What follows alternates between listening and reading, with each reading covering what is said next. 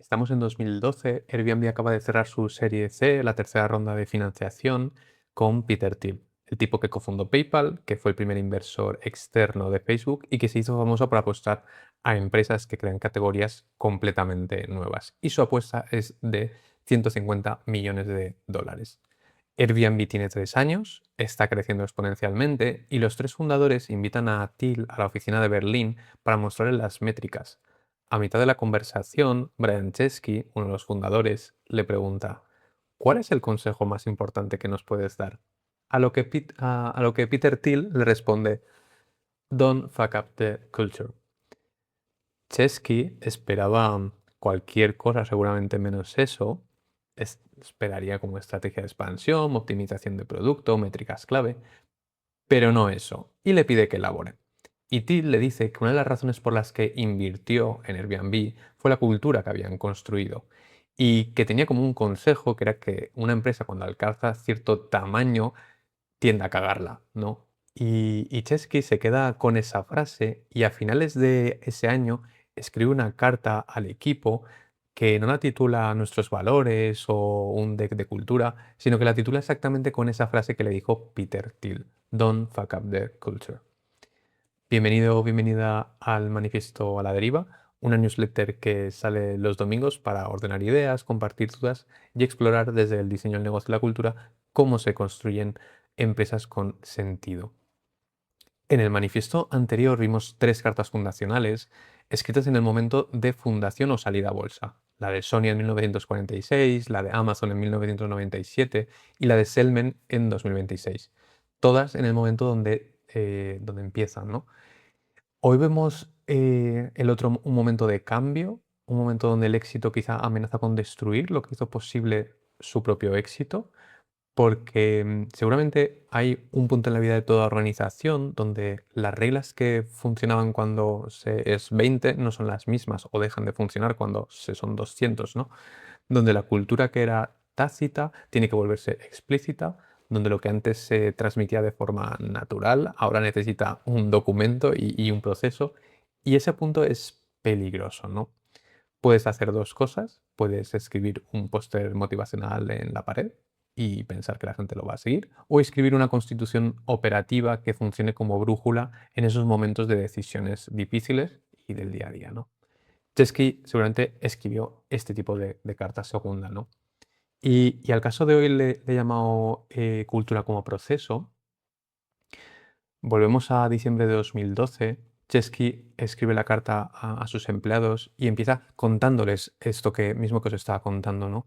Abro comillas. Después de que cerramos nuestra serie C con Peter Thiel en 2012, lo invitamos a nuestra oficina. Esto fue a finales del año pasado y estábamos en la sala de Berlín mostrándole varias métricas. A mitad de la conversación le pregunté cuál era el consejo más importante que tenía para nosotros, a lo que Peter Thiel respondió: Don't fuck up the culture.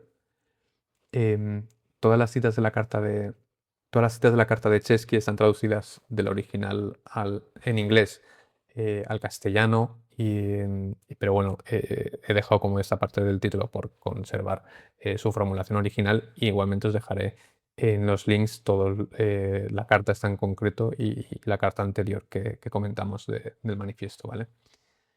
No suaviza Chesky el lenguaje, no dice no complementamos la cultura o protegemos lo que hemos construido, no, no, no. Usa las palabras que Peter Thiel le había dicho, ¿no? Y las pone en el título del documento. Y luego viene la definición, y aquí es donde Chesky me parece que hace algo interesante. No define cultura como un conjunto de valores abstractos, sino que la define operativamente. Abro comillas. La cultura es simplemente una manera compartida de hacer algo con pasión. Una manera compartida de hacer cosas. No un póster, no un texto bonito que se queda en un cajón. Y esto es crucial porque seguramente parece que la cultura, hay una cultura aspiracional, hay una cultura que decimos que hacemos, ¿no? Que ponemos en la pared, y hay una cultura real, hay una cultura que es la que hace lo que haces cuando nadie mira. Y la distancia seguramente entre las dos es la medida de tu integridad como organización. Y Chesky no está aquí escribiendo cultura aspiracional, está capturando la cultura real antes de que se pierda con la escala, ¿no? Y continúa la carta. Abro comillas. La cultura es lo que crea los cimientos para toda innovación futura. Si rompes la cultura, rompes la innovación que crea tus productos. La cultura como máquina, como infraestructura, como el sistema operativo sobre el que todo lo demás corre. La cultura como máquina, como infraestructura, como el sistema operativo sobre el que todo lo demás corre. No es decoración, es el motor. Y entonces hace un siguiente paso que convierte esto, considero, en ¿y por qué es esto una carta fundacional, no? En lugar de simplemente una ocurrencia o un mera simplemente declaración de una anécdota, ¿no? Establece las reglas. Dice, abro comillas, ¿por qué es tan importante la cultura para una empresa? He aquí una forma sencilla de explicarlo. Cuanto más sólida es la cultura, menos procesos corporativos necesita una empresa. Cuando la cultura es sólida, se puede confiar en que todos harán lo correcto. Las personas pueden ser independientes y autónomas. Pueden tener espíritu emprendedor. Y si contamos con una empresa con espíritu emprendedor, seremos capaces de dar nuestro próximo gran salto como el de llevar el hombre a la mujer a la luna. Em, Es bonito, ¿no? Esta definición de por qué es importante tener una cultura fuerte, de alguna manera, ¿no? Una cultura fuerte nos lleva a tener menos proceso corporativo y yo creo que aquí la palabra era corporativo como cosa peyorativa, no solo el proceso. Em, Tener más autonomía y tener más espíritu emprendedor, ¿no? Em, y qué bonito eso de podremos dar nuestro próximo como el gran salto de llevar el siguiente persona a la luna, ¿no? Y esa es la tesis y la justifica con un ejemplo que seguramente todos podamos como entender, ¿no? Dice, se continúa en la carta, cito, ¿has notado cómo las familias o tribus no requieren mucho proceso? En organizaciones. Eso es porque hay tanta confianza y cultura que reemplaza cualquier proceso. En organizaciones o incluso en una sociedad donde la cultura es débil, necesitas una abundancia de reglas y procesos pesados y precisos. Familias, tribus, no necesitan manual de procedimientos porque la cultura hace el trabajo del proceso y, y luego viene el proceso, el marco operativo, ¿no? ¿Cómo se construye esa cultura? Cito, sosteniendo nuestros valores centrales en todo lo que hacemos. La cultura son mil cosas mil veces. Es vivir los valores centrales cuando contratas, cuando escribes un mail, cuando trabajas en un proyecto, cuando caminas por el pasillo. Y es bonito esto, ¿no? Mil cosas, mil veces. Aquí está seguramente la clave. Cultura no es lo que declaras en una reunión anual o en un resumen de una memoria, es la suma de esos comportamientos individuales repetidos. Cada email, cada contratación, cada conversación en el pasillo, cada decisión sobre un producto, cada vez que eliges hacer las cosas de una manera en lugar de otra. No un evento anual de team building, es cada decisión y cada día, ¿no? Y Chesky cierra con algo que me parece una advertencia, una cosa bonita, ¿no? Abro comillas. Hay días en los que es fácil sentir la presión de nuestras propias expectativas de crecimiento. Otros días cuando necesitamos lanzar producto. Otros cuando estamos lidiando con el último problema de relaciones gubernamentales. Es fácil consumirse en esto, y todo es muy importante, pero comparado con la cultura, son relativamente de corto plazo. Estos problemas vendrán y se irán, pero la cultura es para siempre. Chesky dice que la cultura es para siempre. ¿Pero por qué? Porque todo lo demás en una empresa es reemplazable o temporal. El producto que construyes hoy será obsoleto seguramente dentro de 5 años. La estrategia de crecimiento que funciona ahora dejará de funcionar cuando el mercado cambie, cuando el contexto cambie. Las regulaciones que enfrentas hoy serán distintas a las de mañana. Los inversores que tienen ahora pueden irse, los competidores que temes hoy pues, pueden desaparecer. Pero la cultura, esa manera de compartir de hacer las cosas, esos comportamientos que como empresa definimos que son valiosos, esas decisiones que tomas cuando nadie mira, eso se queda, se replica, se transmite y se convierte en el ADN de la organización. La cultura es lo que determina cómo respondes cuando todo lo demás cambia, ¿no? Cuando llega una crisis, cuando la cultura define si la gente se paraliza o actúa. Cuando tienes que pivotar, la cultura define si puedes hacerlo rápido o te quedas atascado seguramente en el proceso. Cuando contratas a 100 personas nuevas en 6 meses, la cultura define si se integran, si se diluyen en lo que construimos. Y, y aquí está lo importante, la cultura no es solo un ambiente agradable, abro comillas, ¿no? O valores inspiracionales, cierro comillas, es infraestructura operativa. Volvamos a la tesis de Chesky, ¿no? O sea, cultura fuerte igual a menos proceso poco corporativo, más autonomía, más espíritu emprendedor. Y significa que si tienes cultura fuerte, no necesitas un manual de procedimientos de 200 páginas para cada decisión, no necesitas 3 capas de aprobación para cada mail, no necesitas reuniones interminables para alinearnos, porque la gente ya sabe cómo se hacen las cosas aquí, ¿no? La cultura hace el trabajo del proceso y reemplaza reglas explícitas con intuición compartida, ¿no?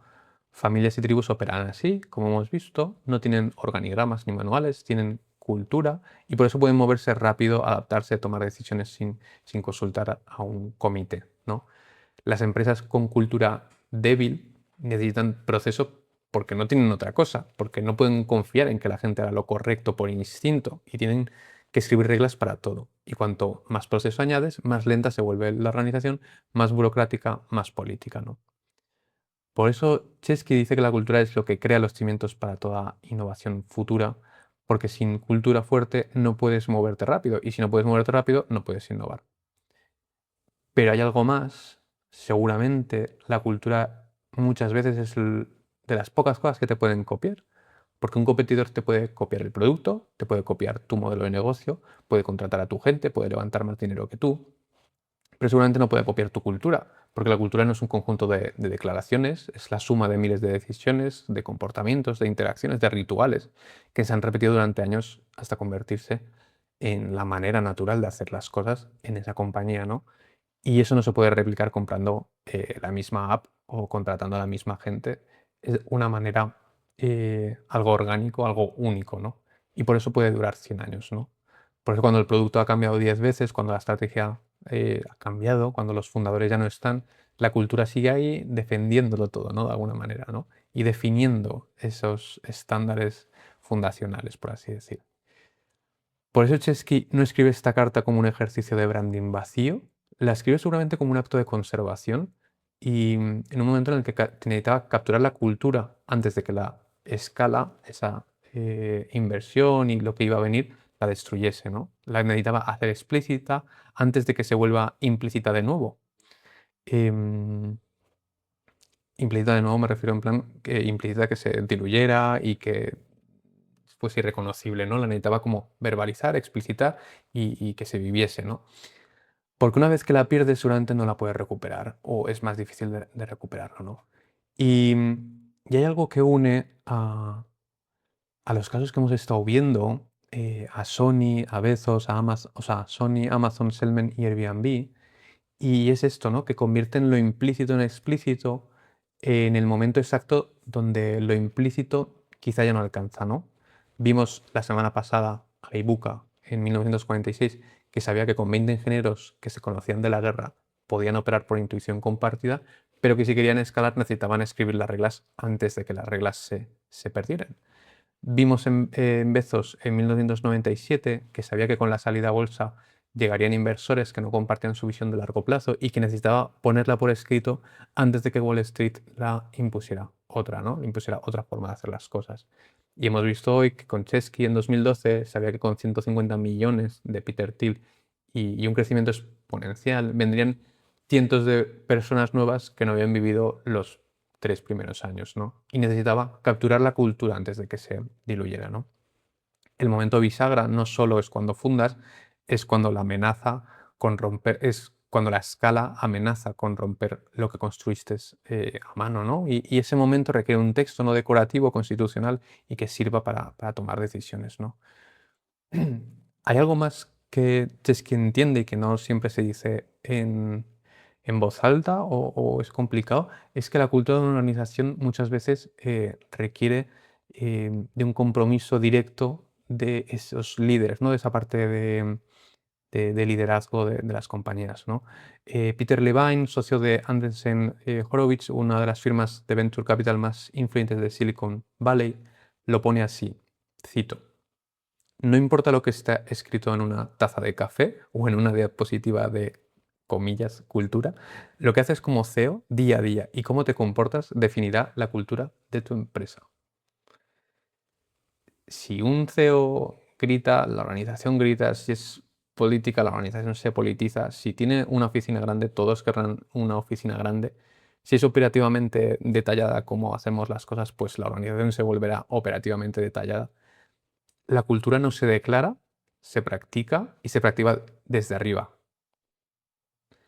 Chesky puede escribir Don't fuck up the culture porque él es la cultura de Airbnb y su comportamiento diario, sus decisiones, su manera de trabajar, sus directrices, eso es lo que se replica 1000 veces en 1000 decisiones a través de toda la organización. Por eso me parece que esta carta funciona, no porque esté bien escrita, que también, sino porque captura lo que Chesky ya hace, ¿no? Y lo hace explícito para que otros puedan replicando cuando él ya no esté en la sala, que eso también es bonito. Y, y en el manifiesto siguiente profundizaremos en qué es realmente la cultura y cómo funciona como sistema operativo de una organización.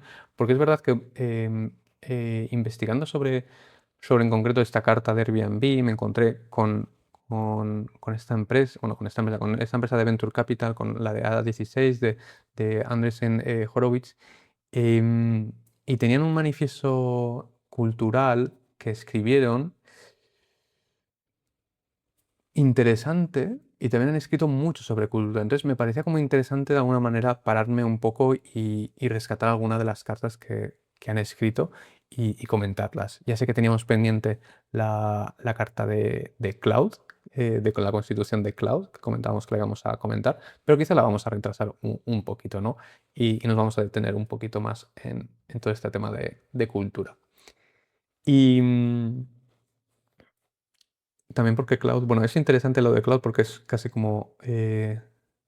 bueno, ya lo veremos, ya lo veremos. El caso, la pregunta seguramente que atraviesa todos estos casos es la misma. Es cómo capturamos en un texto los principios que deben sobrevivir a la escala, al cambio de líder, a lo que sea, ¿no? Chesky me parece que tiene una respuesta. Andresen Horowitz, esta persona que les estaba comentando que estaba leyendo mucho sobre todo lo que están escribiendo, tiene otra. Y estas cartas son fundacionales, son operativas, hacen que tomemos decisiones y no son meros textos decorativos o textos que se quedan en la web. Nos vemos el próximo domingo.